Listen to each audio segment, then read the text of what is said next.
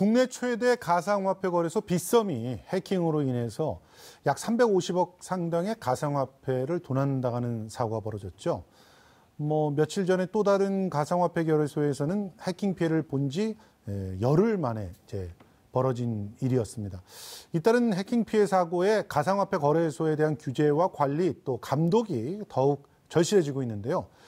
구체적으로 어떤 대책이 필요한지 전문가 두 분 모시고 얘기 나눠보겠습니다. 먼저 고려대학교 정보보호대학원의 김영준 교수님 모셨습니다. 안녕하세요. 네, 안녕하십니까. 네. 다음은 중앙대학교 경영학과 송수영 교수님 모셨습니다. 안녕하세요. 안녕하세요. 네. 자, 빗썸, 국내 최대의 그 가상화폐 거래소라고 알려져 있고 또 보안 대책에서도 사실상 가장 선진적인 대책을 사용했다 이렇게 평가를 스스로도 하고 또 주변에서도 했던 그런 곳인데 이게 왜 이런 도난 사고가 발생을 하게 된 겁니까? 암호화폐 자체도 여러 가지 결함이 있습니다. 예. 그래서 이제 저희가 해킹을 당하면 보통 세 가지 이슈로 생각을 하거든요. 예. 첫 번째 지금 이제 논란이 된 그 거래소에서 해킹인데 예. 이런 경우에는 이제 개인 키를 탈취당해서 이제 사고가 생기는 것이고요. 예. 두 번째는 이제 이번 사건하고 직접 관련 있는 것은 아니지만 그 스마트 컨트랙의 그 프로그램 문제가 있습니다. 예. 이번 빗썸 사건하고는 이제 큰 관련이 없지만 이제 다른 사건들하고는 이제 관련이 있고요. 그 다음에 이제 마지막에 그 합의 방식의 이제 불안전성이라고 하는 문제가 있습니다. 예. 그래서 이제 세 가지 큰 문제가 있는데 이번에 그 빗썸 같은 경우에는 이제 우리가 해킹이라고 이렇게 알려져 있고요. 그런데 해킹을 어떻게 했는지는 아직까지 알려지지 않고 있습니다. 아, 그래요? 예. 현재 그 조사 중이기 때문에 그 결과를 기다려 봐야 되는데 분명한 것은 개인 키가 탈취가 돼서 예. 거기 보관하고 있었던 그 암호 자산들이 탈취를 당한 겁니다. 예. 아니 그러면 일단 세 가지를 얘기해 주셨는데 예. 처음 거는 해킹이라고 부르고 나머지 두 개는 해킹이라고 안 부릅니까? 나머지 두 가지도 해킹이라고 합니다. 해킹이잖아요. 예. 예. 그런데 예. 두 번째, 세 번째는 어떤 차이가 있는 거죠? 두 번째 같은 경우에는 예를 들어서 스마트 컨트랙이라고 하는 예. 그런 이제 일종의 계약서라고 하는 걸 만들거든요. 예. 그런데 그 만든 프로그램에 오류가 있어가지고 계약서를 만든 프로그램에 오류가 있어서 그렇습니다. 예. 우리가 프로그램이라고 하는 것이 자동화도 할 수 있고 예. 우리가 원하는 모든 일을 할 수 있도록 하는 좋은 기능이 있지만 예. 반대로 거기에 그 버그가 존재하게 되면 아하. 우리가 전혀 상상하지 못했던 일들이 발생을 하거든요. 어허허. 예. 그래서 2016년에 그 다오라고 하는 그 토큰이 있었는데 예. 예. 그 토큰에 버그가 있어가지고 예. 예. 그때 약 200만 이더 이상이 예. 그 실수에 의해서 다 빠져나갔습니다. 아. 그래서 그것도 우리가 이제 넓은 의미에서 해킹이라고 하는데 예. 그 경우에는 거래소나 이런 거하고 상관이 없이 상관이 없겠죠. 예, 예. 그 토큰을 만든 곳에서의 문제가 있습니다. 예. 그 세 번째 거는 또 어떻게 다른 겁니까? 세 번째 같은 경우에는 이제 어떤 문제냐면 우리가 블록체인이라고 하는 걸 이용하지 않습니까? 그렇죠. 그래서 이제 블록체인을 이용하다가 보면 블록체인은 원래 이제 한 줄로 쭈르륵 내려오다가 예. 중간에 이렇게 이제 갈라질 경우에 이쪽을 택할지 이쪽을 택할지 이제 합의를 하게 돼 있거든요. 그런데 그 합의할 수 있는 컴퓨팅 파워가 큰 곳이 그 일종의 그 뭐라 그럴까 담합을 하는 겁니다. 아, 예. 그래서 야 우리는 이쪽을 택하지 말고 이쪽을 택하자 이렇게 하면서 그 이중 지불의 문제가 발생을 할 수 있거든요. 아, 그거는 해킹이라기보다 일종의 담합? 일단 이중 지불을 그 이상하게 만들어내는 그런 형태라고 볼 수 있나요? 그렇습니다. 이제 그것도 이제 우리가 이렇게 담합을 하면 예. 이제 넓은 뜻에서는 이제 해킹이라고 그렇게 생각을 합니다. 그 담합을 기계들이 할 수도 있는 건가요? 지금 블록체인에서는 그 개인들이 그 다 어떻게든 선택을 해야 되는 거 아닙니까? 근데 이제 그 프로그램을 작동하는 것은 결국 인간이기 때문에 예. 이제 인간들이 야 우리 이번에 그 누가 굉장히 큰 금액을 이쪽에서 송금을 했는데 예. 이거 우리가 무력화시키자. 아하. 그래가지고 이쪽에 또 새로운 블럭을 가지고 예. 이쪽을 승인을 하게 되면 예. 이쪽에서 큰 금액을 받은 줄 알았던 사람은 오호. 그 거래가 취소가 돼버리는 일이 발생을 그러면 하거든요. 이거 블록체인도 굉장히 이 약한 고리들이 상당히 많다라고 하는 부분이네요. 그렇습니다. 예. 블록체인을 사용을 하기 때문에 안전하다 이렇게 얘기를 하는데 예. 그건 잘못 알려진 게 예. 안전하다고 말하는 것은 딱 한 가지입니다. 그 블록체인에 기록되어 있는 것들이 거짓이 없고 아하. 그것을 변조할 수 없다고 하는 건데 예. 지금 제가 말씀드린 것처럼 변조는 못하지만 그 블록을 통째로 사라지게 할 수가 있습니다. 아, 그렇군요. 예. 알겠습니다. 그러면 일단 이 세 가지 중에서는 뭐 대충 들어도 첫 번째가 가장 쉽네요. 어떻게 보면 해킹의 방식으로는 가장 쉽게 이렇게 진행이 될 수 있을 것 같은데 이 비슷한 방식으로 그 해킹 피해를 열흘 사이에 두 업체가 입게 된 건데 그러면 이제 당연히 불신이 생길 수밖에 없지 않겠습니까, 교수님? 저는 뭐 이게 기술적인 부분에 대해서는 제가 잘 모르고 이거의 비트코인과 또 이러한 가상화폐라든지 이런 것들과 블록체인의 경제학적 의미 이런 거를 보게 되는데 지금 같은 경우 주제가 이제 해킹이다 보니까 사실 도둑질의 경제학이라고 얘기할 수 있겠는데요.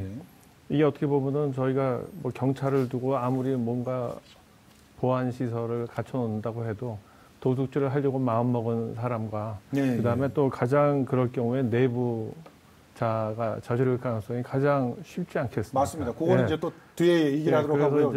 외부자와 내부자 간에 어떤 간에 아까 뭐 합의라는 것보다는 암묵적인 그것이 있었을 때 가장 발생할 가능성이 많고 그냥 요 비트코인이라든지 이 블록체인 기술을 이용했을 때 그 자체는 그 변조 가능성이 굉장히 적다 그러지만 물론 여전히 변조하거나 그 블록 자체를 없앨 수 있다는 얘기는 아까 이제 김영준 교수님도 얘기하셨어요. 그래서 이런 부분에 있어서 결국 저희가 봐야 될 거는 이게 그 거래소 자체에 대한 불신은 옛날부터 이미 있었고요. 왜냐하면 그쪽에서는 그러한 내부자로서 범행을 저지를 인센티브는 항상 있었습니다. 동기도 있고. 그렇죠. 근데 이제 이거는 블록체인이나 비트코인 자체가 굉장히 보안성이 강해서 그렇게 하기 힘들 것이다 라고 했는데 지금 발생하는 거는 어떻게 보면 저희가 블록체인이나 비트코인 그 자체에 대한 불신. 그러니까 거래소 자체에 대해서는 뭐 그쪽에서 그렇게 할 가능성이 있다는 거는 충분히 얘기가 이미 좀 됐었던 경제학자들 사이에서도 얘기가 됐던 걸로 알고 있습니다. 그런데 이 비트코인 자체도 이게 문제가 있을 수 있고 블록체인 자체도 그런 약점이 있을 수 있다.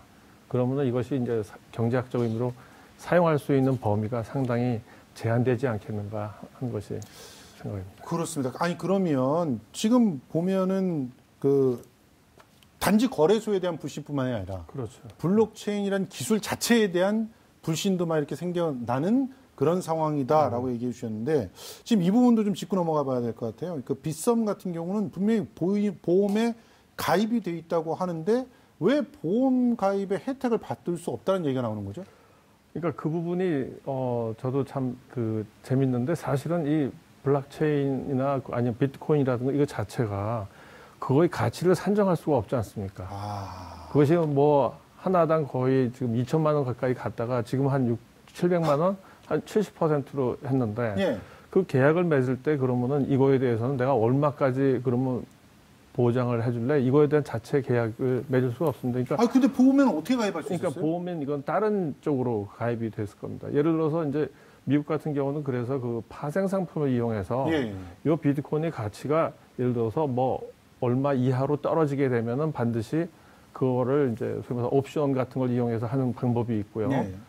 그래서 그 가치를 어느 정도 보존하는 방법은 이제 소위 말해서 투자자들이 그 위험을 회피하는 방법으로서 할 수 있는 건데 지금은 보험을 제공해 줬다는 것 자체는 이 거래소나 이쪽에서 해킹을 당한 애들이 피해를 당했을 때 여기에 대해서 실제적으로 가치를 어느 정도까지 보존해 준다는 거를 실제로 그 조건에 맞았을 때는 얼마를 해주겠다 하는 식의 보험이 거래소가 뭐 가지거나 이렇게 했을 수는 있을 겁니다. 근데 근본적으로 요 자체의 가치를 특정할 수가 없기 때문에 상당히 좀 곤란한. 그러니까 이게 지금 보니까 빗썸이 약속했던 것들이 다 거짓말 비슷하게 지금 되고 있는 거예요. 첫째가 하나가 우리는 거래소를 은행에 준하는 순으로 보안을 철저히 하고 있다고 그랬는데 개인 키가 노출이 되면서 물론 정확하게 어떻게 노출됐는지 모른다고 교수님께서 했지만 개인 키가 노출이 되면서 그냥 확 털려버렸고 그리고 털린 돈이 사실 우리나라에서는 화폐로 인정을 안 하니까 그렇죠. 그럼 보험사에서는 얼마든지 네가 얼마가 이랬는지 우리는 알 수가 없어. 맞습니다. 이래 버리면은 보험으로 보존받을 수도 없으니까 우리는 보험에서 돈 보존 못 받았으니까 피해자 당신들한테 돈 못 주겠어요. 이래 버리면 뭐 일단 빗썸이 그렇다는 건 아니고요. 뭐 일단 빗썸에서는 자기네들이 뭐 피해를 떠안고 피해자들은 그 부담이 없게 얘기를 한다고 하지만 지금 말씀하신 그 부분 중에 중요한 게 있었는데 빗썸이 은행이라고 자기네들이 스스로를 거의 규정을 그렇게 했어요. 그 일종의 광고를 하고 규정을 그렇게 했는데 그렇게 따지게 되면 은행 지하 창고에 있던 귀금속이라든지 귀중품 보관 창고 자체가 털린 거 아닙니까? 그렇죠. 그럼 이거는 심각한 문제가 있는 거죠. 그렇죠.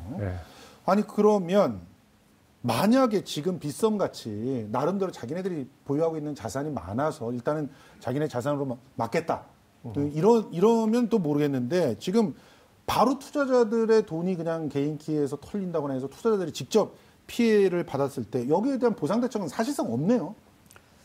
일단 그 빗썸과 관련해서 저희가 좀 생각해 볼 게 여러 가지가 있는데요. 아까 이제 우리가 보험 얘기를 했는데 지금 빗썸이 가입하고 있는 보험이 현대해상의 30억, 그다음에 흥국화재의 30억이 이제 보험을 가입하고 있거든요. 그래서 60억밖에 안 되네요. 60억인데 이제 그 지금 송 교수님이 말씀하신 것처럼 그 보험 약관에서 그 커버리지 하는 게 그 여기에 적용을 할 수가 없습니다. 그러니까요. 이제 첫 번째는 그 현대에다 이제 가입한 것은 주로 이제 네트워크 보안이라든지 데이터 손실 뭐 이런 것에 이런 사고에 대해서 이제 하는 것이고 이제 흥국화재에다 한 것은 이제 개인정보 유출 그런 거기 때문에 지금처럼 전혀 해당이 안 되네요. 해당이 안 되는 겁니다.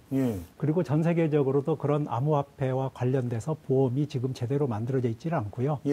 그래서 이제 이건 앞으로 이제 보험 업계에서 해결을 해야 될 그런 그 문제이고. 보험업계가 해결할 이유는 없겠죠. 자기네들은 사실은 뭐랄까 이게 확실하게 화폐 가치가 있다. 뭐 거래되면서 그런 화폐 가치가 인정돼서 그것이 일정하게 연동되는 어떤 기준이 있고 그래서 하다못해 오늘의 시세에 맞춰서 돈을 갖다 준다 이런 거라도 있어야 이게 될 텐데 그게 전혀 안 되고 있으니까 보험업계는 개발할 이유가 없겠죠. 꼭 그렇지는 않습니다. 그래요? 우리가 예를 들어서 축구 선수의 다리도 우리가 보험을 들고 하기 때문에 이게 자산 가치가 있고 보험회사에서 생각을 해가지고 충분히 수익이 날 수 있다 그러면 보험을 만들 수 있는데 지금 아직 그 보험이 충분히 이제 개발이 안 된 게 한 가지 문제고요. 다행히 아까 이제 우리가 최근에 2개 해킹 사고가 일어났었는데 한 해킹의 경우에는 그 회사에서 피해자에게 충분히 보상을 할 수 있을지 이제 의문이 들고요. 빗썸 같은 경우에는 제가 오늘 공시된 것을 보니까 작년 말로 자기네들이 5,582억 원을 비축하고 있어서 지금과 같이 350억 정도의 사고가 나면 충분히 자기네가 자체적으로 해결할 수 있다. 그렇게 얘기하더라고요. 이렇게 이야기를 했고 그다음에 암호화폐라고 하는 것이 일반 화폐하고 굉장히 많이 달라서요. 예를 들어서 우리가 은행에서는 은행 금고에 있는 키를 우리가 분실한다고 해도 그 돈을 빼내가는데 물리적인 노력이 굉장히 많이 들지 않습니까? 그런데 암호화폐는 비밀 키를 잃어버리게 되면 그냥 순식간에 이것을 이동을 할 수 있고 추적이 어려워요. 그래서 이제 그런 것을 생각하면 우리가 이 보안 수준을 어떻게 유지를 해야 되느냐 이런 문제가 있는데 이번에 제가 좀 안심이 되는 것은 빗썸에서 사고가 났지만 일부는 뭐라 그럴까 빼내가는 데 있어서 그걸 차단을 해가지고 자기네가 350억이라고 이야기를 했는데 그것은 발생할 수 있는 최대치였고 실제로는 그보다 적다. 그러니까 그나마 빗썸은 그래도 다행이네요. 기술이 있었다는 거네요. 그런 기술이라기보다도 절차를 좀 잘 만들어 놓은 거죠. 알겠습니다. 그런데 지금 투자자들 입장에서는 진짜 의구심이 나는 게 예. 빗썸 같은 경우는 그래도 말씀하시는 상황이나 이런 것들을 봐서는 피해자들한테 직접적인 피해가 안 가고 예. 그렇기 때문에 뭔가 자기네들이 자작극인 것 같지는 않아요. 예.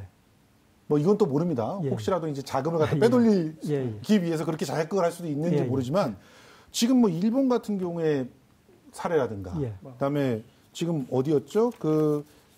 이전에 유비시죠, 유비. 예. 유비 같은 경우는 지금 자작극 아니냐. 예. 이런 식의 의심이 굉장히 많거든요. 그렇습니다. 어떻게 보십니까?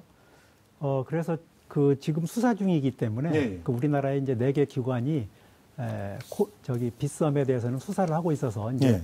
그 결과를 봐야 되는데요. 예. 이쪽에서 제일 유명한 사건이 2014년에 발생했던 일본의 이제 마운트 곡스 사건이라고 예. 하는 거거든요. 그 경우에는 내부 소행으로 이제 추정을 하고 예. 있습니다. 예. 그런데 재밌는 게 그때 약 80만 개의 비트코인이 탈취가 됐어요. 예. 그래서 나중에 한 20만 개 정도를 이제 회수를 했거든요. 도로 차였어요. 예. 그랬는데 20만 개의 비트코인 가격이 그 당시보다 100배 이상이 올라가지고 결국 손해난 건 없었다. 그래서 이제 그 중에 예. 일부를 팔아가지고 예. 이제 피해자들에게 돌려주니까 아. 그 많은 사람들이 그 남은 자산 가지고 예. 마운트 곡스를 다시 회생시켜라. 아하. 이렇게 하는 그 웃지 못할 일도 있거든요. 아. 그래서 이쪽은 어찌됐든지 간에 지금까지 한 번도 경험해보지 못한 그런 금융 자산이기 때문에 엄청난 변수들이 많군요. 예, 그래서 생각해 볼 게 많습니다. 예. 자, 그렇지만 일단은 투자자들은 지금 말씀하신 대로 거래소는 두말할 나위도 없고 이제 블록체인 기술이라고 하는 것 자체에 대해서 불신이 들어가 버린 상황인데 뭔가 투자를 제대로 하려면 대책이 있어야 되는 거 아니냐. 대책을 내놔라. 이러고 있는 상황이에요. 근데 그런 대책들이 나올 수 있습니까, 지금? 보험도 안 되는데? 그래, 결론부터 말씀드리면 대책이 없습니다. 이게 이제 우리가 금융자산이나 뭐 빗썸이 은행이라는 얘기도 하고 있지만 사실은 이 비트코인이나 블록체인은 금융자산이 될 수가 없습니다. 이게. 네. 그리고 보험도 못 드는 이유 중에 하나가 지금 마운트 곡스 얘기를 하셨으니까 아주 좋은 예인데요. 60만 개를 분실했을 때 20만 개를 돌렸을 때 원래 축구 선수가 다리가 부러졌을 때 그 보험에서 지급하는 거는 그 다리를 원상태로 돌리는 겁니다. 네. 되도록이면. 네. 그러면 비트코인 자체로서 돌려주는 것이 원래 보험의 정신에 맞는 거예요. 예, 그렇겠죠. 예, 원칙은 그렇다 그렇죠. 보니까는 예. 지금 같이 아까 가격이 100배가 뛰어버리게 되면 60만 개에 대해서 그 잃어버린 사람들이 보험을 나는 비트코인 그 자체로 달라. 이렇게 했을 때는 그거를 감당이 안 되는 겁니다. 예. 그때 당시에 그러니까 그거에 대체되는 금액으로서 갚는 거는 소위 말해서 그렇게 될 경우에는 값을 갑자기 올림으로써 예. 공급을 줄여서 그 희귀하게 만들어서 값을 확 올려버린 다음에 자 이걸로 이걸로 현찰로 돌려주겠다 이렇게 되면 이것이 상당히 보험의 작전이 맞습니다. 보험 사기. 예. 그러니까 보험 사기가 되는 거고 보험에 가입한 사람들이 애초에 그럴 것 같으면 보험 가입을 안 하게 되죠. 그렇죠. 바로 그런 문제 때문에 예. 이것이 보험에 들기가 굉장히 어렵습니다. 그래서 그런 의미에서도 이게 이제 아까 이제 금융자산이라는 것도 우리가 금융자산이라고 이제 비트코인을 만들거나 이렇게 하시는 분들이 그렇게 주장을 하는데 사실은 이것이 과거의 역사를 봐도 이것이 일종의 굉장히 기술적으로 뭔가 환상적으로 보이는 것을 이용해서 사람들에게 그러한 어떤 환상을 심어주는 거라고 하는 것을 봅니다. 아니 그러면 해외에서는 보호자 피해 대책 마련 어떻게 되고 있나요? 사례가 있지 않겠습니까? 그래도 외국도 한국이랑 다 마찬가지입니다. 아 그래요? 예. 사실 한국이 IT의 최고 선도 국가니까 역시 지금 보면 시장도 거의 한국 시장이 비트코인 시장을 그래도 움직이고 있는 그런 상황이니 결과적으로 대책이 해외에도 있을 수가 없겠네요. 그나마 이제 일본 같은 경우에도 올해 초에 코인 체크라고 하는 거래소에서 이제 큰 해킹 사건이 있었거든요.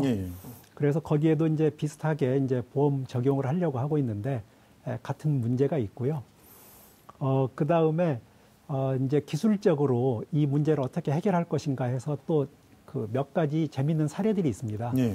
얼마 전에 코인 레일에서 이제 해킹을 당했었는데 그때 해킹 당한 코인 중에 이제 일부가 그 소위 말해서 이제 토큰이라고 하는 그런 형태고요. 예. 그 토큰을 만든 업체에서 지금처럼 해킹 사건이 발생을 하게 되면 예. 그 토큰을 사용할 수 없도록 스마트 컨트롤에 예. 그 이제 그 프로그램을 해놓은 일이 예. 있어요. 예. 그래서 이제 우리가 해킹을 당하면 그 그냥 속수무책인 그런 상황은 아니고 예. 점점 해결책이 나오고 있거든요. 아하, 그렇군요.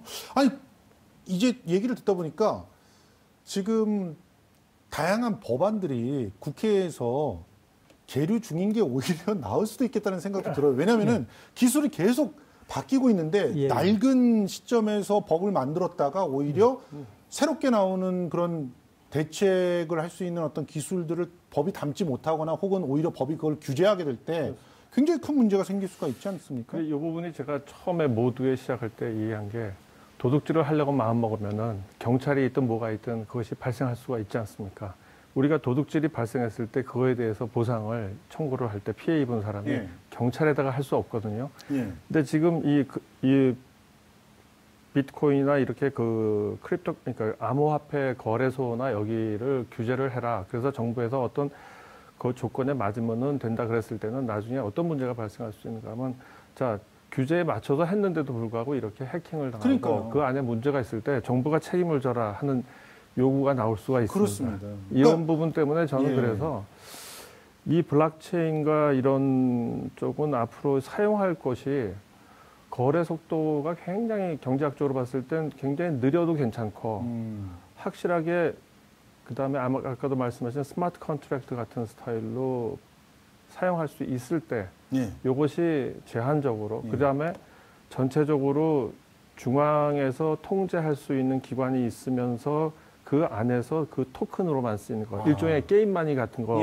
아니면 카지노에서는 칩 같은 스타일로 이렇게 특수한 목적에 맞게 그것이 쓰인다면은 경제적 의미가 있을 수 있지만 이것이 금융자산으로서 일종의 화폐를 대체하거나 하는 식으로 가게 되면은 이거는 상당히 문제점이 많습니다. 그러니까 이건 또 그 블록체인 기술을 개발하려고 하는 사람들한테는 전혀 매력적이지 않은 대안일 수가 있거든요.